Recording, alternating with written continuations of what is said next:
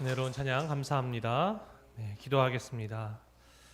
성령 하나님, 이 시간 우리 마음 가운데 충만히 좌정하여 주시옵소서. 우리는 말씀을 들어도 금세 잊고 그 말씀대로 살아갈 능력도 우리에게 없으나 성령님이 함께 하시면 그 말씀을 마음에 새기고 말씀으로 승리할 줄 믿습니다. 이 시간 함께 하여 주셔서 그 성령의 말씀 우리 안에 새기며 말씀으로 승리하는 하나님의 자녀들로 우리를 인도하여 주시옵소서. 예수님의 이름으로 기도드립니다. 아멘. 하나님이 높임을 받으시는 때라는 제목으로 여러분과 함께 하나님의 말씀을 나누겠습니다. 우리가 지난 시간에 형통에 대해서 보았습니다. 자, 우리의 형통은 우리의 뜻이 이루어지는 것이 아니라 누구의 뜻이 이루어지는 겁니까? 하나님의 뜻이 이루어지는 겁니다. 아멘이시죠, 여러분?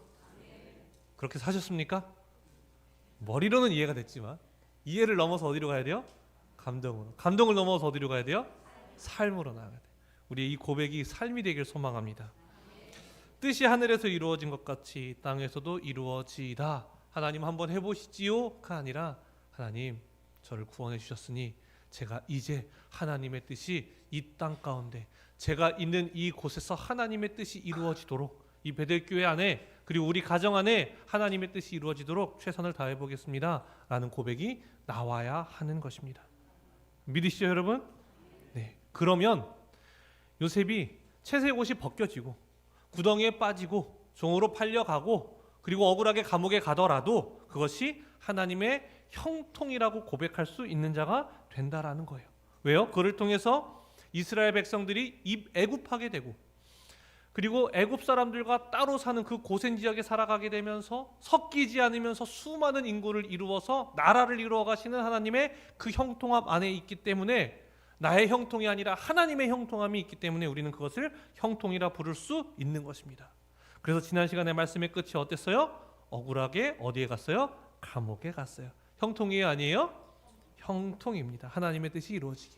자, 이제 하나님의 형통이 어떻게 이루어지는지를 봐야겠죠. 우리 40장 1절 말씀 함께 보겠습니다. 시작. 그 후에 애굽 왕의 술 맡은 자와 떡 굽는 자가 그들의 주인 애굽 왕에게 범죄한지라. 아멘. 자, 이제 두 사람이 나오고 있어요. 자, 술 맡은 자와 떡 굽는 자, 바로의 신하였다는 것이죠. 그렇기 때문에 당연히 왕에게 음식을 갖다 준다는 것은요, 굉장히 높은 신뢰할 수 있는 사람인 거예요. 왜냐하면 음식에 독을 타거나 술에 독을 탔을 때 한 번의 목숨을 앗아갈 수 있기 때문에 굉장히 가까운 사람들이었는데 어떤 범죄인지 모르지만 범죄함으로 감옥에 가게 되었다. 자, 근데 이게 어떤 감옥이었느냐? 우리 3절 말씀 읽겠습니다. 시작.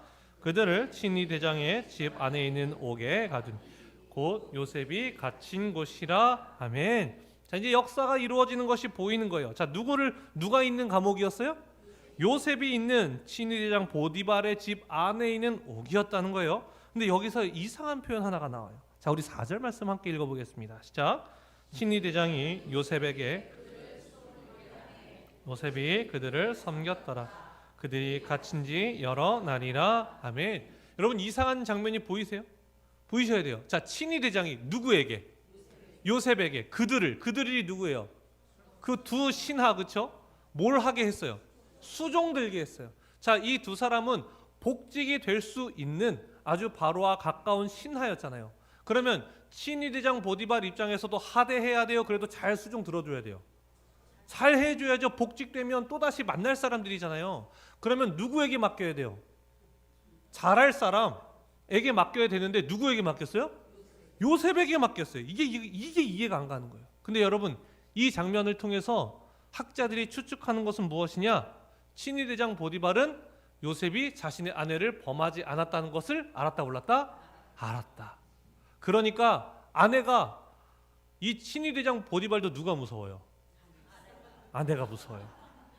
그러니까 감옥에 안 보낼 수가 있어요, 없어요? 없어요. 어떻게 해야 돼요? 보내는 거예요. 일단 보내놓고 간수장통에서 일도 하고, 야, 나랑 친했던 아주 높은 신하들 왔는데 너가 수종든 들으면서 그 수준에 맞게 잘 좀 해줘. 이것으로 학자들은 바라보고 있다라는 거예요. 자, 결론은 친위대장일지라도 그 보디발일지라도 누가 무섭다? 아내가 무섭다. 그렇죠? 그래서 요셉을 감옥으로 보냈다. 자, 그런데 여러분, 이곳에서요, 이제 두 사람이 꿈을 꾸게 돼요. 근데 그 꿈을 해석할 방법이 없잖아요. 그래서 고민하고 있을 때 누가 나타납니까? 요셉이, 수종 들던 요셉이 나타나는 거예요. 술 맡은 관원장의 꿈은 이랬습니다. 자, 포도나무가 있는데 가지가 세 개로 뻗어나가기 시작해요. 거기 싹이 나고 잎이 나고 꽃이 피면서 포도송이가 아름답게 열렸고 그 포도즙을 잘 짜서 바로왕에게 드리는 꿈을 꾼 거예요. 자, 이것을 어떻게 해석해야 되느냐 했더니 요셉이 어떻게 이야기해요? 그 세 가지의 가문은요 3일을 의미합니다. 사흘 후에 신하께서는 바로 왕 앞에 나아가서 다시 술을 따라드리는 그런 영광을 얻게 되실 겁니다. 복직하게 되실 겁니다 라고 이야기해요. 자, 옆에서 들어보니까 그 떡 굽는 관원장이 좋은 얘기잖아요. 그래서 사실 나도 꿈을 꿨는데 어떤 꿈이었냐면 흰 떡을 담은 새 광주리가 내 머리 위에 있었는데 새가 날아오더니 내가 그걸 왕을 드리려고 했는데 새가 날아오더니 그걸 다 먹어버렸어. 이건 어떻게 해석할 수 있어? 라고 하니까 새 광주리 역시 3일을 의미합니다. 그런데요 3일 후에 바로 왕이 당신의 목을 치실 것입니다 라고 이야기해요. 자, 그리고 누구의 말대로 되었어요? 요셉의 말 그대로 되었습니다. 자, 이때 사실은 요셉이 술 맡은 관원장에게 부탁한 것이 있었어요. 우리 14절 말씀 함께 읽어볼까요? 시작.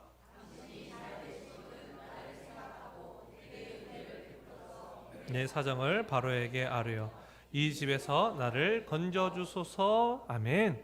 자신이 너무 억울한 거예요. 나가고 싶은데 나갈 수는 없고 감옥에서 계속 있게 될 것 같은데 행여 나를 기억하신다면 꼭 나를 기억해 주셔서 이곳에서 나갈 수 있게 도와주시옵소서라고 얘기해요. 그런데 여러분 기억할까요? 잊을까요? 잊어요. 사람이 화장실을 들어갈 때랑 나올 때랑 같아요? 달라요? 그러니까 화장실 들어가기 전에 각서를 받아내야 되는데 그렇죠? 그렇게 하지 못한단 말이에요. 그렇게 시간이 얼마큼 지나냐면 2년이라는 시간이 지나버려요. 자, 그런데 2년 후에 바로가 꿈을 꿔요. 바로 왕이, 애굽의 왕 바로가 꿈을 꿔요. 어떤 내용이었냐면 살찐 소 7마리가 있는데 강에서 올라오더니요 갈밭에서 막 풀을 뜯어먹고 있는 거예요. 살쪘어요. 아름다워요. 근데 강에서 흉하고 파리한 소 7마리가 딱 올라오더니 그 살찐 소들을 어떻게 해버려요? 다 잡아먹어버린 거예요. 야, 이게 어떻게 된 거냐, 이 불길한 내용이 뭐냐라고 주변 사람들한테 아무리 이야기해도 해석을 해줄 수 있는 자가 없었는데 마침 이 이야기를 듣는 술 맡은 관원장이 누구를 떠올려요? 요셉을 떠올려요. 왕이시여, 제가 죄송한데요 사실 2년 전에 복직될 때 이런 일이 있었습니다. 아마 그 친구를 부르면 해석해 줄 것입니다 라고 이야기하면서 이 꿈의 이야기를 이야기하니까 요셉이 바로왕 앞에서 어떻게 이야기하느냐, 그 살찐 7마리의 소는요 앞으로 7년 동안 풍년이 있을 것을 이야기하는 것이고, 그리고 7마리의 그 흉하고 파리한 소는 그 후에 있을 7년의 흉년인데 이 흉년이 얼마나 큰지 앞에 있는 풍년을 다 잡아먹을 만큼 강한 흉년이 올 것입니다 라고 이야기하는 것으로 끝나지 아니하고 어떻게까지 이야기하느냐, 자, 요셉이 어쨌든 한 가정의 총무였잖아요. 큰 총무.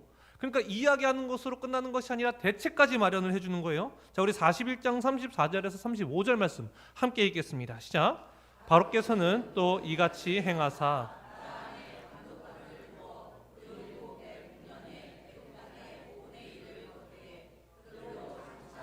풍년의 모든 곡식 거두고 그 곡물을 바로의 손에 돌려 양식을 위하여 각 성읍에 쌓아두게 하소서. 아멘. 자, 방법까지 제시합니다.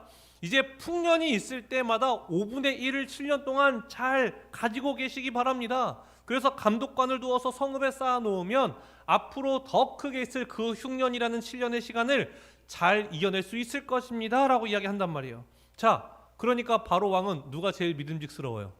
요셉이 제일 믿음직스러워요. 그러면서 나는 그게 너가 되었으면 좋겠다라고 하면서 이 애굽의 총리로 요셉을 세우게 되는 거예요. 자, 그러면서 어떤 대우를 받게 되는지 아십니까? 우리 42절 말씀 함께 읽겠습니다. 시작. 자기의 인장 반지를 빼어 그에게 세마포 옷을 입히고 금 사슬을 목에 걸고. 아멘. 자, 인장 반지가 무엇이냐면요 여러분, 이 도장의 역할을 하는 반지 있죠. 도장으로 이렇게 찍는 겁니다. 그러니까 도장인 거예요. 근데 우리가 도장은 놓고 다닐 수 있잖아요. 그럼 누군가 훔쳐가서 그걸로 찍을 수 있잖아요. 근데 인장 반지는 뭐냐면요, 아예 반지를 여기에 도장을 새겨서 끼고 다니는 거예요. 자, 근데 그것이 누구의 것이었어요? 바로 왕의 것. 자기의 인장 반지를 빼어서 누구의 손에? 요셉의 손에다 끼워주는 거예요. 즉 이제 너가 결제하는 거, 너가 여기 도장 찍는 건 곧 내 이름으로 하는 거야. 너가 결제하면 그것이 곧 나의 뜻이고 나의 뜻이 곧 너의 뜻이야. 이 땅 가운데서 너보다 높은 사람은 나 말고는 아무도 없을 거야. 어마어마한 권한을 주는 거예요. 근데 여기서 끝이 아니죠. 무엇을 입혀요? 세마포 옷. 아버지는 채색 옷을 입혔었죠. 그렇죠? 그냥 색깔이 있는 것만으로도 좋았는데 이 세마포는요, 완전히 고위 간직 아니면 제사장들이 입는 옷이었어요. 자, 그것을 입혔다는 건 이제 다른 사람들과 격을 다르게 하겠다는 것이고, 또 무엇을 목에 걸어 주었어요? 금사슬. 참 목걸이라고 해도 좋을 것 같은데 뭐래요? 얼마나 크고 두꺼우면. 요즘 금값 비싸죠, 여러분? 그렇죠? 어마어마시하잖아요. 금사슬을 목에 걸어 주었대요. 여기서 끝나느냐? 아닙니다. 우리 43절도 읽어보겠습니다. 시작. 자기에게 있는 버금술에 그를 태우 무리가 그의 앞에서 소리 지르기를 엎드리라 하더라. 바로가 그에게 애굽 전국을 총리로 다스리게 하였더라. 아멘. 버금술이에요. 이거 병거에 태우는 겁니다. 말이 쫙 앞에서 가면요, 그 뒤에 서서 가면서 이제 인사하는 거예요. 그때 그 앞에서 가는 신하들이 뭐라 그래요? 엎드리라고 소리를 치는 거예요. 높으신 분이다, 엎드려라. 어디 고개를 드느냐? 그러면서 쫙 한 바퀴 돌고 오는 거예요. 그러니까 전국 총리가 되는 거죠. 여러분, 이런 일들이 우리에게 있기를 바랍니다. 그렇죠? 좋죠, 여러분. 금목걸이에 금사슬도 한번 메고 오고. 아니에요, 여러분? 나쁜 건 아니잖아요. 할 수도 있죠. 중요한 건 뭐냐면 왜 안 된다고 얘기하셨느냐? 이유는 이런 겁니다. 그 자리에 가면 우리가 어떻게 되기 시작해요? 타락하는 경우들이 너무나 많단 말이에요. 그 자리에 취한단 말이에요. 마치 어느 순간부터는 하나님이 해석해 주신 것이 아니라 내가 해석한 것 같은 착각에 빠지게 되고, 내가 그 시간을 잘 이겨냈기 때문에 내가 여기에 오를 만한 능력이 있는 것 같은 그런 자격이 있는 착각에 빠지게 된다라는 거예요. 근데 요셉은 여러분 어떻게 했는지 아십니까? 결코 그렇지 않아요. 자, 먼저 술 맡은 관원장이 와서 자신의 꿈을 이야기했을 때 그것을 해석하기 전에 어떻게 이야기하는지 아십니까? 우리 40장 8절 말씀 함께 읽겠습니다. 시작. 그들이 그에게 이르되 우리가 꿈을 꾸었으나 이를 해석할 자가 없도다.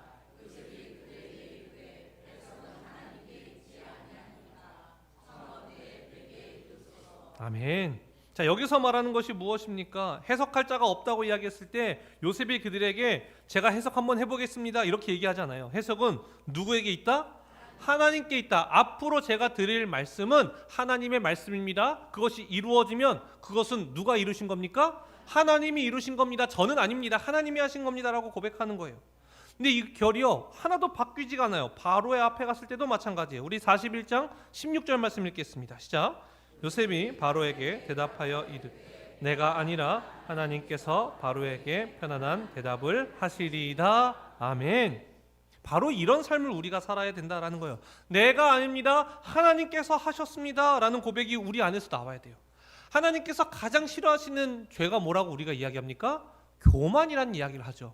교만이라는 뜻이 무엇이냐면요, 쌓아 올리다, 스스로 높이다라는 의미를 가지고 있어요.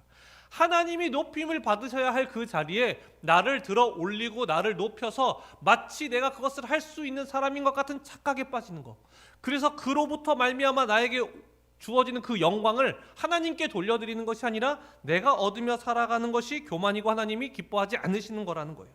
자, 그런데 요셉은 어떻게 살았다? 그 순간순간마다 자신의 이름을 드러내는 것이 아니라 누구의 이름을? 하나님의 이름을 드러내는 삶이었다. 그럼 이제 우리는 어떤 삶을 살아가야 합니까? 하나님의 이름을 드높이면서 살아가는 자가 되어야 하는 거예요. 자, 여러분, 하나님의 이름은 어떻게 드높여질까요? 우리 본문을 통해서도 알 수 있죠. 하나님의 이름이 어떻게 드높여져요? 요셉이 무엇을 했습니까? 꿈을 어떻게 했어요? 해석했어요. 그럼 우리가 무엇을 이제 해석하면서 살아가면 하나님이 높임을 받으실까요? 꿈을 해석하면서. 자, 여러분, 대답을 안 하시는 게 지금 교회가 좋은 방향으로 가고 있다는 거예요. 자, 여러분 한번 생각해 보세요. 자, 돼지 꿈을 꿨어요. 뭘 사야 돼요? 해몽을 하셔야죠. 해몽을 하셔야죠. 뭘 사야 돼요? 복권 중에서도 뭘 사야 돼요? 로또의 연금 복권이에요. 로또가 더 나요? 한방이시군요, 우리 권사님. 연금 복권인 분도 계시고 한방이신 분도 계시고. 여러분, 뱀 꿈은 좋은 겁니까, 안 좋은 겁니까? 이 뱀이 복잡하더라고요. 보니까요, 뱀이 집으로 들어오는 꿈은요, 집안에 경사가 나는 꿈이고요. 여러 마리 뱀이 우글거리는 꿈은 사업이 번창하는 꿈이고요. 독사에게 물리는 꿈은 건강 문제와 가족 간의 갈등의 문제고요.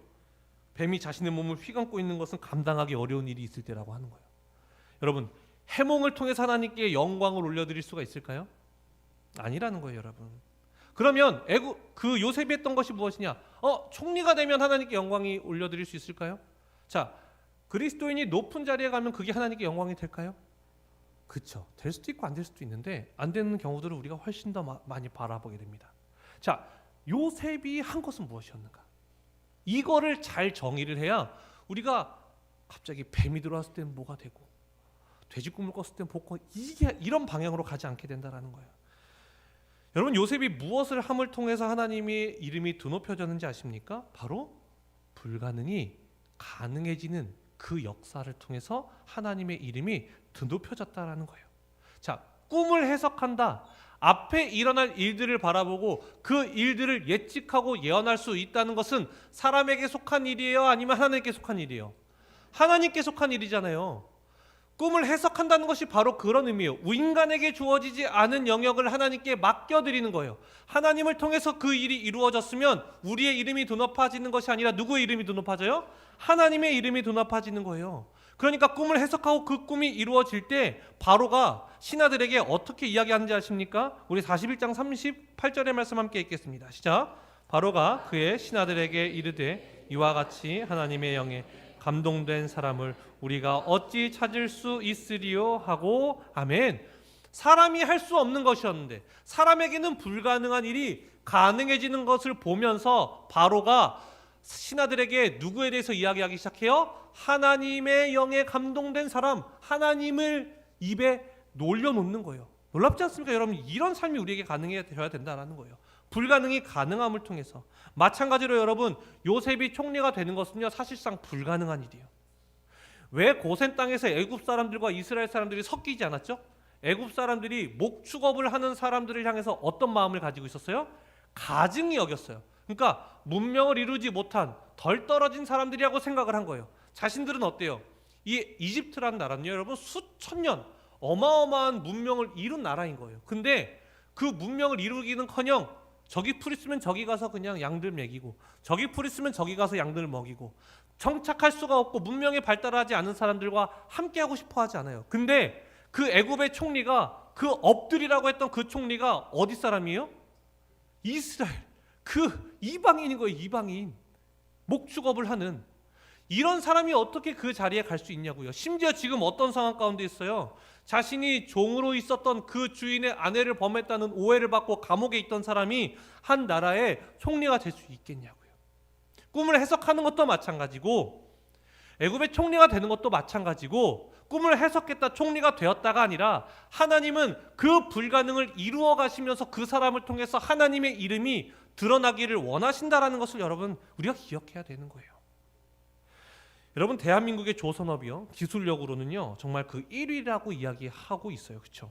지금 미국과 중국의 갈등 속에서요, 미국이 결국 이 조선, 이 배를 짓는 데 있어서 어디에 손을 잡을 수밖에 없다? 대한민국의 손을 잡을 수밖에 없다라고 이야기해요. 그런데 이 대한민국이 불과 50년 전만 해도 어떤 모습이었는지 아십니까? 배를 만들 수 있었을까요? 없었을까요? 없었어요. 70년대 초반만 해도요, 조선소조차 없이 정말 아무것도 이룰 수 없는 땅이 바로 대한민국이었어요. 그런데 그 시작을 누가 했는지 아십니까? 정주영 회장이 했어요. 조선소도 없어요. 배를 지을 공장도 없어요. 근데 자금도 없어요. 기술력도 없어요. 사람도 없어요. 배를 짓긴 해야겠는데, 그러니까 일단 뭐가 먼저 필요할까요? 돈이 필요하죠. 돈이. 그래야 뭐 공장이라도 짓든 사람을 데려오든 하지 않겠습니까? 그래서 영국에서 돈을 좀 빌리라고 갔어요. 가서 나에게 좀 돈을 빌려주십시오. 내가 좀 배를 만들고 조선소를 짓겠습니다 라고 하니까, 아니 뭘 보고 우리가 돈을 빌려줍니까? 라고 하니까 사진 한 장을 내미는 거예요. 백사장, 우리가 여기에다가 조선소를 지을 생각입니다. 그러니까 어이가 없죠. 아니 이걸 보고 어떻게 돈을 빌려줘요? 그 어마어마한 돈을. 그랬더니 이렇게 얘기하는 거예요. 당신에게 배를 사겠다는 그 계약서 한 장 가지고 오면 제가 돈을 빌려주겠습니다라고 이야기해요. 자, 그러니까 정주영 회장이 알겠습니다. 그러면 내가 배를 팔겠다는 그 계약서, 나에게 배를 사겠다는 그 계약서 가지고 오면 되죠? 그러면 돈을 빌려준다는 거예요. 그냥 이걸 누구한테 내 배를 사라 그래요? 조선소도 없는데. 그래서 어떤 사람을 가서 만나요. 그리고 이야기하는 거예요. 500원짜리 지폐. 여러분 아시죠? 옛날에는 500원짜리가 지폐였죠? 저는 본 적이 없지만 찾아보니까 거북선이 있더라고요. 거북선을 보여주면서 우리 민족이 이런 민족입니다. 이미 수백 년 전에 배를 이렇게 잘 만들었던 민족인데 우리에게 제발 배를 사십시오.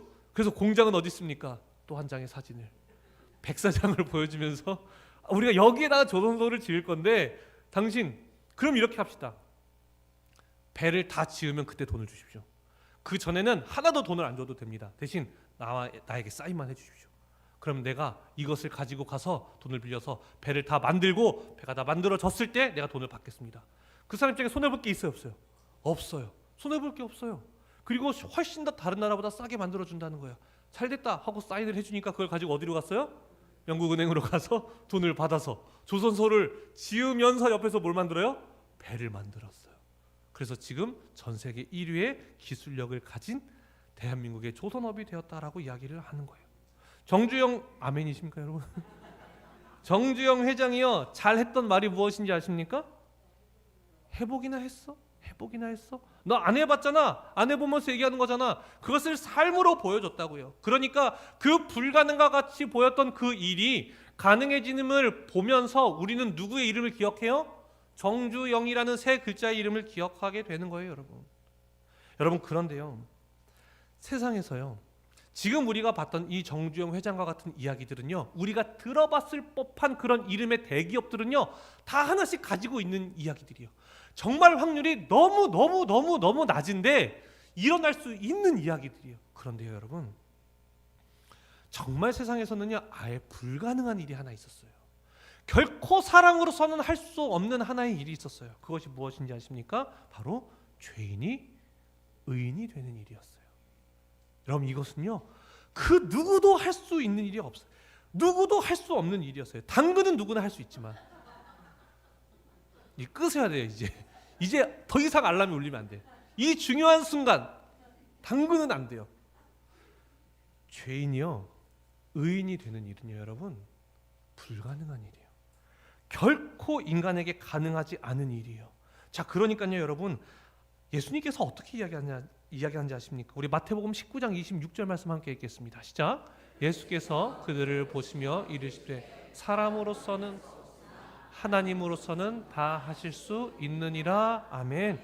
왜 사람으로서는 할 수 없느냐? 여러분 죄의 삭은 무엇입니까? 사망이요. 다른 거 있어요 없어요? 없어요. 아무것도 없어요. 그냥 죄는요 결국 사망이에요. 영원한 생명신 하나님께 나아가야 그 생명을 우리가 얻을 수 있는데, 죄가 있는 순간 하나님께 나아갈 수 없게 되니까 우린 영원한 생명을 얻을 수가 없게 된다고요 여러분. 그러니까 우리에겐 죽음밖에 없었는데, 그런데 사람으로서는 할 수 없지만 누구는 하실 수 있다.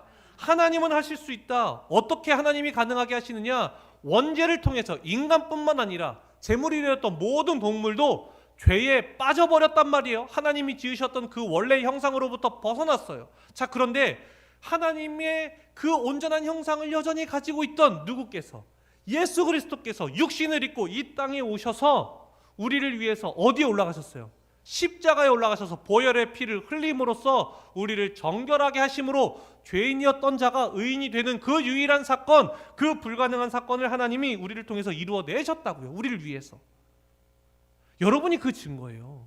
그 불가능이 가능해진 그 증거가 바로 여러분이라는 것을 성경은 이야기하고 있는 거예요. 여러분 죄인이 의인이 되었어요. 예수님이 어디에 올라가서 그게 가능해지셨다고요? 십자가에 올라가서 가능해지셨다고요. 그러니까 우리가 이 십자가를 걸어놓는 이유가 무엇이냐? 나 같은 죄인이, 의인이 될 수 없던 죄인이, 사람으로서는 할 수 없었던 그 죄인이 하나님을 통해서 의인이 된 그 증거물이기 때문에, 그래서 그 교회마다 십자가를 걸어놓는 것이 아니겠습니까? 여러분 불가능이, 죄인이 의인이 되는 그 불가능이 가능해진 그 통로가 무엇이었다고요? 십자가였다고요. 불가능이 가능해질 때 누가 드러나기 시작한다고요? 하나님이 드러나기 시작한다고요. 그러면 여러분 우리는 무엇을 짊어지고 살아갈 때 우리를 통해서 하나님이 드러나실까요? 십자가예요 여러분. 십자가예요. 그래서 예수님이 우리를 어디로 초청하십니까? 마태복음 16장 24절 말씀 함께 읽겠습니다. 시작. 이에 예수께서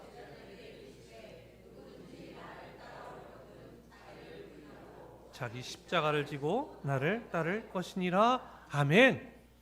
예수님께서 우리에게 말씀하시는 것, 우리가 짊어지고 따라와야 한다고 이야기하실 때 딱 하나 말씀하시잖아요. 뭐예요? 십자가예요 여러분. 십자가. 우리가 십자가를 가지고 나아갈 때 우리를 통해서 누가 드러나기 시작한다고요? 하나님이 드러나기 시작한다고요. 십자가를 향해 나아갈 때. 그럼 그 십자가가 무엇이냐? 십자가를 짊어지는 삶은 무엇이냐? 우리가 한번 생각해 봐야겠죠, 여러분. 십자가가 무엇입니까? 여러분, 십자가를 예수님이 왜 지으셨냐면요, 우리가 죄를 지었기 때문이에요. 우리가 누구에게 죄를 지었어요? 우리가 누구에게? 하나님께. 자, 그런데 하나님 입장에서는요, 인간이 하나님께 죄를 지었잖아요. 그러면 하나님은 우리에게 뭘 하면 되냐면요, 그냥 죄의 값을 주시면 돼요. 사망을 주시면 돼요. 처벌하시면 돼요. 단절하면 돼요. 자, 근데 그때 하나님은 단절하세요? 아니면 찾아가세요? 찾아가세요. 누구를 통해서? 예수 그리스도를 통해서 찾아가세요. 나에게 죄를 지은 자, 나에게 상처를 준 자, 내 마음에 아픔을 준 자에게 자신의 아들을 내어주셔서 그를 올바른 길로 인도해 가신다고요.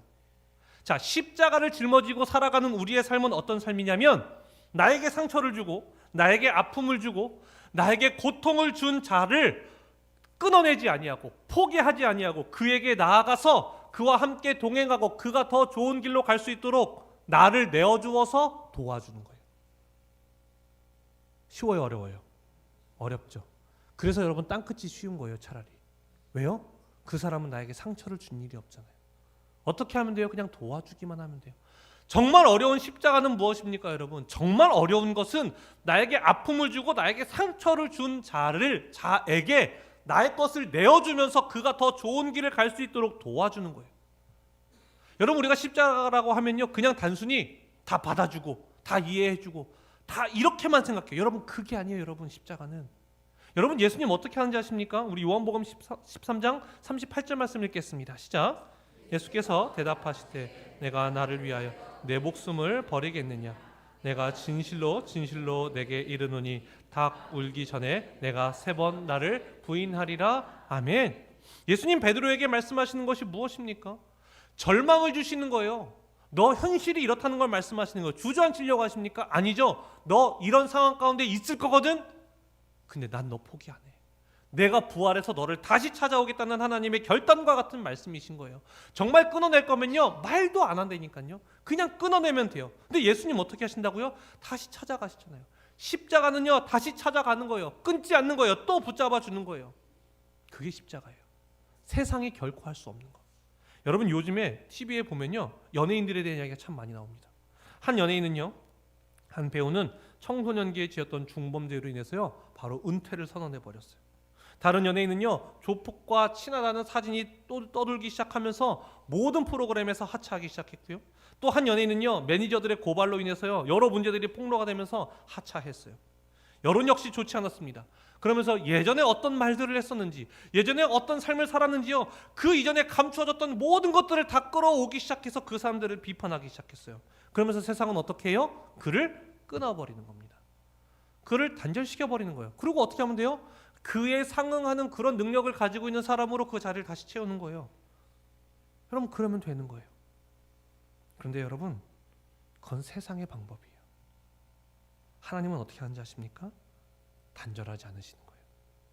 포기하지 않으시는 거예요. 다시 찾아가는 거예요. 그리고 그가 옳은 길로 갈 수 있게 누구까지도 내어주는 거예요?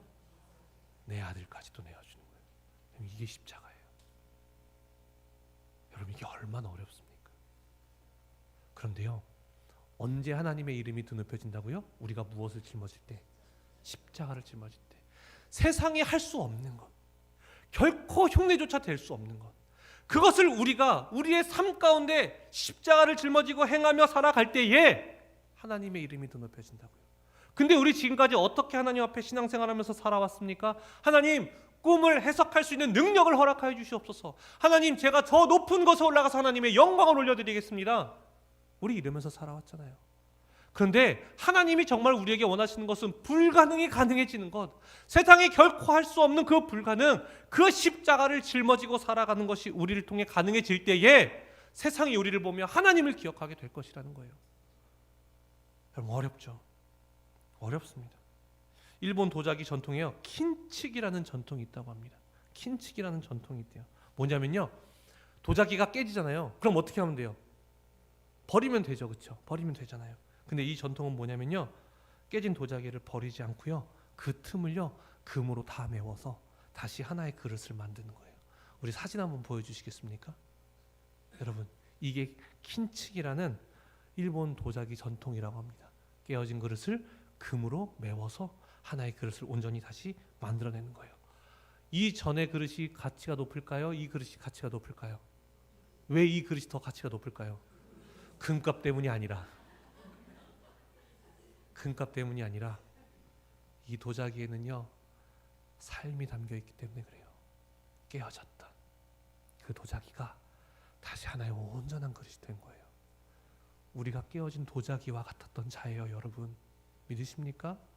우리 하나님 만나기 전에요 형편없었던, 깨어졌던, 그릇에 역할조차 할 수 없었던 그런 자들이었어요. 그런데요 그 깨어진 조각들을요 예수 그리스도의 보혈로 다 붙여주기 시작하시는 거예요. 그래서 우리가 저렇게 깨어졌으나 더 이상 깨어지지 않은, 그래서 이전보다 더 귀하고 더 가치 있는 도자기가 된 거예요. 여러분 믿으십니까? 우리가 그런 자예요. 우리가 그런 사랑을 받은 자예요. 그럼 이제 우리는 어떤 자가 되어야겠습니까? 깨진 조각들을 바라보며 야 저것은 이제 의미 없다, 저것은 이제 깨졌으니까 쓸모없다, 버리고 가는 자가 되어야겠습니까? 아니면 우리가 받은 사랑을, 그 십자가의 사랑을 통해서 그 조각조각을 다시 맞춰주고 함께 해주며 포기하지 아니하고 하나의 조각이 하나의 온전한 그릇으로 나아갈 수 있도록 도와주어야겠습니까? 이게 무슨 삶이에요 여러분? 십자가를 짊어지는 삶이라는 것입니다. 우리 베델교회는 이러한 교회가 되길 소망합니다. 그래서 여러분이 있는 그 곳이, 여러분이 있는 가정과 여러분이 속한 우리 베델교회와 여러분이 있는 그 모든 처소가 깨어진 자들을 예수 그리스도의 보혈로 덮어주어서 그것이 하나의 온전한 그릇이 되고 그 온전한 그릇으로 역할을 하여서 이전보다 훨씬 더 값어치 있고 가치 있는 그릇이 되도록 도와주는 우리 베델교회가 되기를 간절히 소망합니다. 기도하겠습니다. 사랑의 주님, 우리는 손가락질하게 바빴습니다. 그것이 우리에게 주어진 한 조각인 줄 깨닫지 못하고 깨졌다고, 어그러졌다고, 역할을 하지 못한다고 하나님 우리가 그것을 비판하며 살아왔습니다. 주여, 이제는 십자가를 지는 교회가 되게 하여 주시옵소서. 그 깨진 조각조각 하나하나를 우리가 모으고 모아서 예수 그리스도의 보혈로 덮어서 그것을 아름답게 붙여서 하나님이 바라보시기에 더욱더 아름다운 그릇으로 나아갈 수 있도록 그것을 돕고 나의 것을 내어줄 수 있는 하나님의 자녀들로 이 시간 우리를 인도하여 주시옵소서. 예수님의 이름으로 기도드립니다. 아멘. 이 시간 하나님 앞에 찬양 올려드리겠습니다.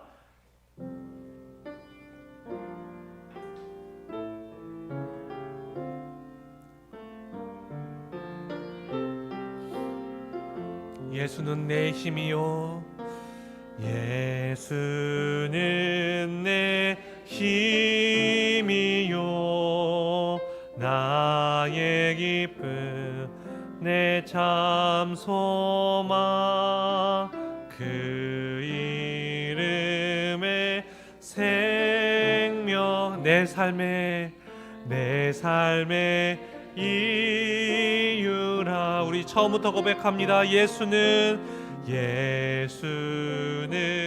내 힘이요, 나의 기쁨 내 참 소망, 그 이름의 생명이 내 삶의 이유라. 오직 주만 바라갑니다. 오직 주만 높이 받으소서. 내 평생에 그 이름을, 그의 선하심을 세상에 노래합니다. 그 이름에 그 신이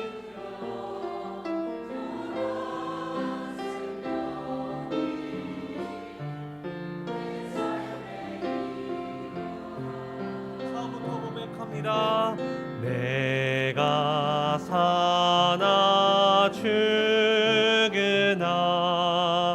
그 이름을 위하여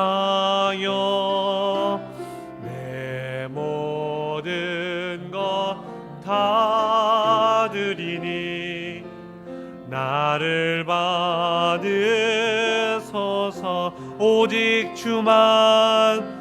오직 주만 따라갑니다. 오직 주만 높임 받으소서. 내 평생에 그 이름은 그의 선하심을 세상에 노래합니다. 그 이름에 그 신능력 영원한 생명이 내 삶의 이유라. 내 평생에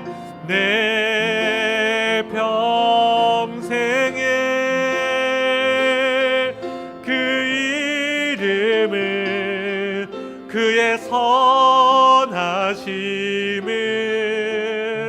세상에 노래합니다. 그